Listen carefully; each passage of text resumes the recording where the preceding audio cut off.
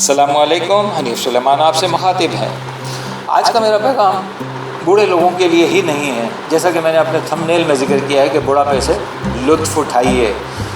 تو میرے کہنے کا مقصد یہ ہے کہ جب ہم بچپن، جوانی اور پھر بڑھاپے کی دہلیز پر قدم رکھتے ہیں تو جوان جب ہوتے ہیں تو ہمیں بہت سے مسائل، بہت سے اسٹریس، پریشانیوں کا سامنا کرنا پڑتا ہے۔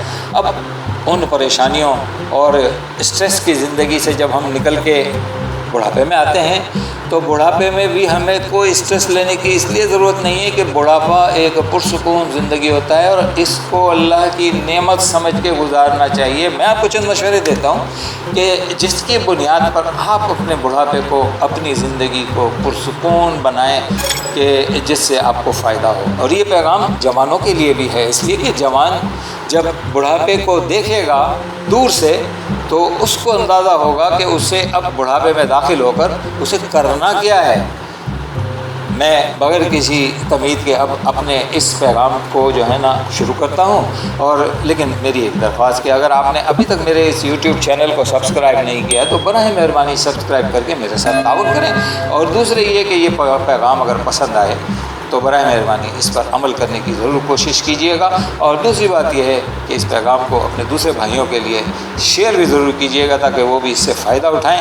اور دوسرے، میں آپ کے کمنٹس کا خواستگار ہوں، مجھے اپنے پیغام پر کمنٹس ضرور دیا کریں تاکہ میں آپ کے کمنٹس کی زیر نگرانی اپنے آنے والے پیغامات کو اچھے سے اچھا، خوب سے خوب تر بنانے کی کوشش کروں۔ پیغام یعنی یہ ہے کہ بچپن میں جس طرح جوانی کے حالات اور کیفیات سمجھنا مشکل ہیں، اسی طرح بوڑھا ہوئے بغیر بڑھاپے کی حالت کا صحیح اندازہ نہیں لگایا جا سکتا۔ اگر آپ خوش قسمتی سے بڑھاپے کی دہلیز پر کھڑے ہیں، یعنی آپ کی عمر 60 سال کے لگ بھگ ہے، تو پھر آپ اس عنوان یعنی جس میں نے لکھا ہے کہ بڑھاپے سے لطف اٹھائیے، اس کو دیکھ کر یا اس کو سن کر کوئی آپ کو اچنبھا یا حیرت نہیں ہوگی، بلکہ آپ پر خوشگوار اثرات مرتب ہوں گے۔ آپ کی کیفیت اس شخص جیسی ہوگی کہ جس سے اس کی دل کی بات کہی جا رہی ہو اور وہ اس بات کو دلچسپی سے سننا چاہتا ہے۔ بڑھاپے میں خاص طور پر ریٹائرمنٹ کے بعد دوسروں سے آگے بڑھ جانے کی جو ہے نا بے چینی سے نجات مل جاتی ہے۔ کھلاڑی اپنی باری کھیل کر میدان سے باہر آ کر کھلاڑی کی بجائے ایک تماشائی بن جاتا ہے، اور ظاہر ہے کہ تماشائی زیادہ آرام، سکون اور مزے میں ہوتا ہے۔ اچھا، بڑھاپے کی دہلیز پر قدم رکھنے کا سب سے بڑا فائدہ یہی ہے کہ اب آپ ایک ایسے میدان میں داخل ہو رہے ہیں کہ جہاں دوسروں سے آگے بڑھنے کی دوڑ میں شامل ہونے کی کوئی ضرورت نہیں ہے۔ اب آپ کا مقابلہ کسی سے نہیں، لہذا اطمینان اور ہنسی خوشی زندگی کے مزے لیں، مرضی سے چہل قدمی کریں، مرضی ہے نہ کریں، جہاں جی چاہے بیٹھ جائیں، اور دوسروں کو پریشانی اور جلدی میں دوڑتے بھاگتے ہوئے دیکھ کر لطف اندوز ہوں۔ بچوں کے مسائل یعنی اپنے بچوں کے مسائل بچوں کے حوالے کریں۔ اب وہ بڑے ہو گئے ہیں، خود بچوں کے ماں باپ بن گئے ہیں، لہذا ان کا بوجھ خود انہیں اٹھانے دیں۔ ان کی نگرانی اور نصیحتیں کرنا اب آپ کی ذمہ داری نہیں ہے۔ ویسے بھی نوجوان یہ پسند نہیں کرتے کہ ان کے بزرگ انہیں نصیحتیں کریں یا اپنی عقل اور تجربے سے خواہ مخواہ ان پر اپنی برتری ثابت کریں۔ آپ خاطر جمع رکھیں، انہوں نے بھی وہی غلطیاں کرنی ہیں جو جوانی میں آپ نے کی تھیں۔ ہر شخص اپنے تجربوں سے سیکھتا ہے، یا شاید یہ کہنا زیادہ مناسب ہے کہ ہر شخص اپنے تجربے خود کرتا ہے، اوروں سے کچھ نہیں سیکھتا۔ یعنی جو بھی آیا اس نے نئی عمارت بنائی، دوسروں کی بنی ہوئی عمارت سے اسے پسند نہیں آئی، اس لیے آپ دوسروں پر اپنے خیالات ٹھونسنے کی کوشش نہ کریں۔ مشورہ صرف اسی صورت میں دیں جب کوئی خلوص نیت سے آپ سے مشورہ طلب کرے، اور پھر بھی یہ امید نہ رکھیں کہ وہ آپ کے قیمتی مشورے پر عمل کرے گا۔ انسان میں صحیح معنوں میں پختگی 60 سال کی عمر کے لگ بھگ ہی آتی ہے، اور اسی مرحلے پر حقیقتاً وہ اس قابل ہوتا ہے کہ معاملات پر غیر جذباتی انداز میں ٹھنڈے دل سے غور کر سکے۔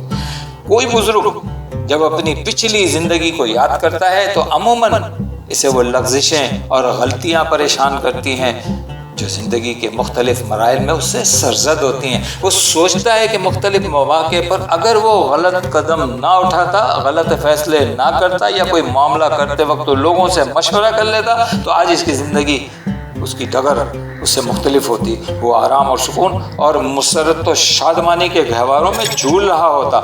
ایسے خیالات اس شخص کے دل میں پیدا ہوتے ہیں اور وہ اسے وقتاً فوقتاً پریشان کرتے رہتے ہیں، جو اپنے ماضی پر نگاہ ڈالتا ہے۔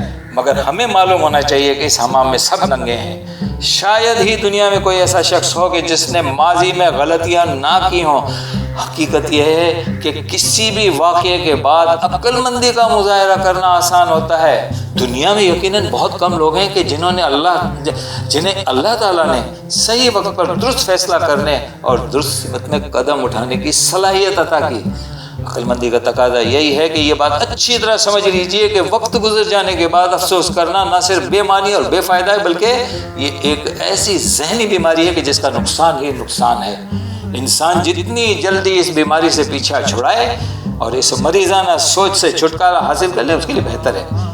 ماضی کی غلطیوں اور لغزشوں کے سلسلے میں آپ نے اس شخص کا واقعہ سنا ہوگا جو ایک عالی شان عمارت کے سامنے بس کا انتظار کرتے ہوئے سگریٹ کے کش پہ کش لگا رہا تھا۔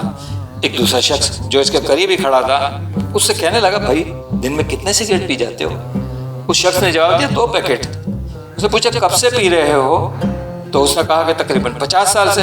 سوال کرنے والا خاموش ہو گیا۔ اچھا، چند لمحوں کے بعد پھر کہنے لگا، اگر تم سگریٹ نہ پیتے اور سگریٹوں پر ضائع ہونے والی رقم سنبھال کر رکھتے تو آج یہ سامنے والی شاندار عمارت تمہاری ہوتی۔ یہ سن کر سگریٹ نوش کو بڑا افسوس ہوا کہ اس نے خواہ مخواہ اتنی قیمتی عمارت سگریٹوں کے دھوئیں میں اڑا دی۔ کاش وہ ایسا نہ کرتا، سگریٹوں پر اٹھنے والی رقم جمع کرتا رہتا اور آج اس شاندار عمارت کا مالک ہوتا۔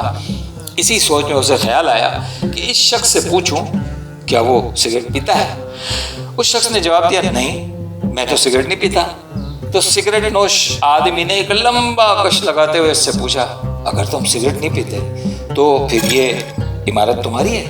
اس نے پھٹی نظروں سے دیکھتے ہوئے جواب دیا، نہیں۔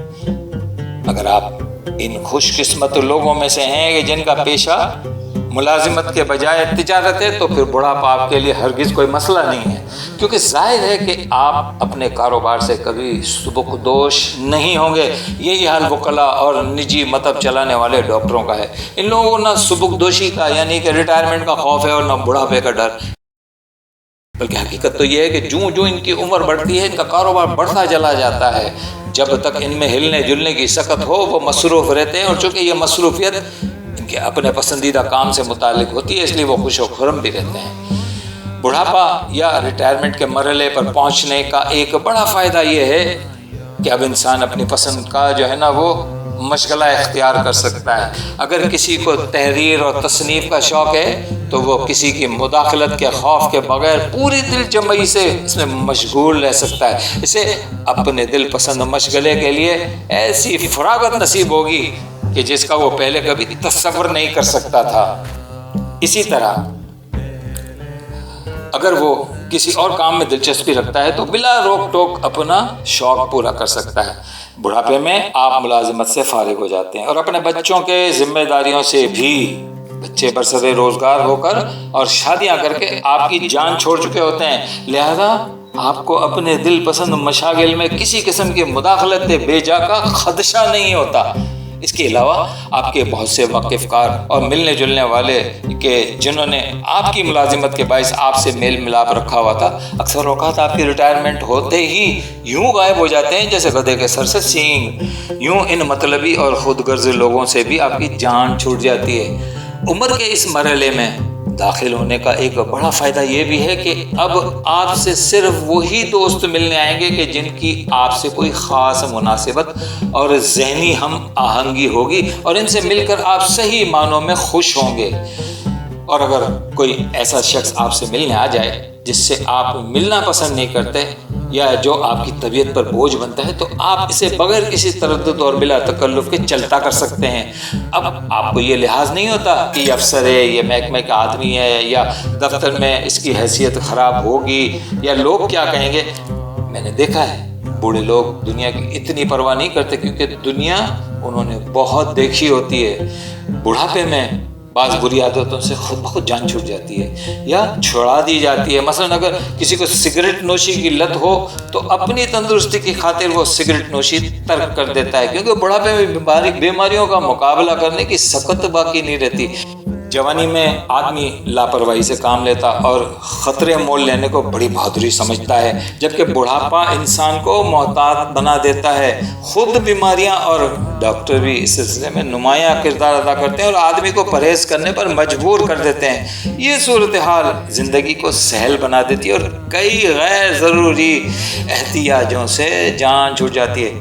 جب بڑھاپے میں بیوی کی چک چک سے بھی کافی حد تک نجات مل جاتی ہے۔ ایک تو بیوی خود ہی تھک ہار کر تمیز سے اور آہستہ اور نرم آواز میں بات کرنے لگتی ہے، اور دوسرے اکثر اوقات بہویں اس کا دماغ درست کر دیتی ہیں بیوی کا، اور وہ اپنے جن بیٹوں پر بہت ناز کیا کرتی تھی اب انہیں بہوؤں کا غلام بنا ہوا دیکھتی ہیں، بلکہ اس کے چہیتے بیٹے اپنی بیویوں کی حمایت میں اس سے بحث اور تکرار کرنے لگ جاتے ہیں اور اپنی بیویوں کے ساتھ ہونے والے ہر جھگڑے میں اپنی ماں ہی کو غلط ٹھہراتے ہیں۔ ان پے در پے صدموں اور ذہنی دھچکوں سے آپ کی بیوی راہ راست پر آ جاتی ہے اور اسے آپ کی قدر و قیمت کا اندازہ ہونے لگتا ہے۔ اسے زندگی میں پہلی مرتبہ احساس ہوتا ہے کہ اگر دنیا میں اس کا کوئی صحیح مخلص اور ہمدرد ہے تو وہ صرف آپ کی ذات ہے، جسے اب تک وہ محض پیسے کمانے کی مشین سمجھتی رہی ہے، بالکل ایسے ہی جیسے گھر میں دوسری کئی مشینیں پڑی ہوتی ہیں،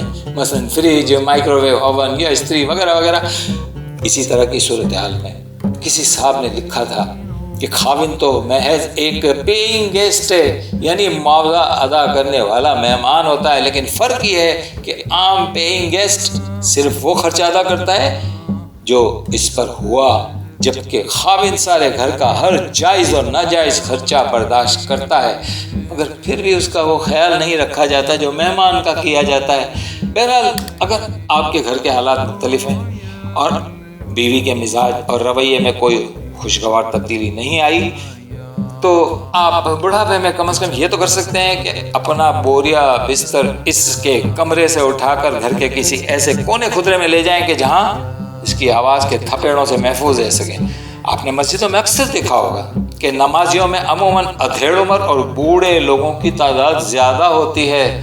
بڑھاپے کا ایک بہت بڑا فائدہ یہ ہے کہ آدمی اپنے رب کی طرف متوجہ ہوتا ہے اور اسے اللہ تعالیٰ سے اپنا رشتہ استوار کرنے کی فکر دامنگیر ہوتی ہے۔ یہ حقیقت میں اللہ کا بہت بڑا کرم ہے کہ وہ اپنے بندوں کو اپنی طرف مائل ہونے کی توفیق عطا فرماتا ہے۔ اس سے طبیعت کو جو سکون اور اطمینان ملتا ہے وہ کسی اور چیز میں نہیں ہے۔ یہ دولت عموماً بڑھاپے میں ہی ہاتھ آتی ہے۔ آج کے پیغام کا اختتام کرتا ہوں۔ مجھے امید ہے کہ آپ کو یہ پیغام پسند آیا ہوگا۔ اگر آ گیا پسند تو پلیز لائک ضرور کر دیجئے گا۔ انشاءاللہ اگلے پیغام میں میری آواز سننے کو ملے گی۔ تب تک مجھے اجازت دیں۔ السلام علیکم ورحمۃ اللہ وبرکاتہ۔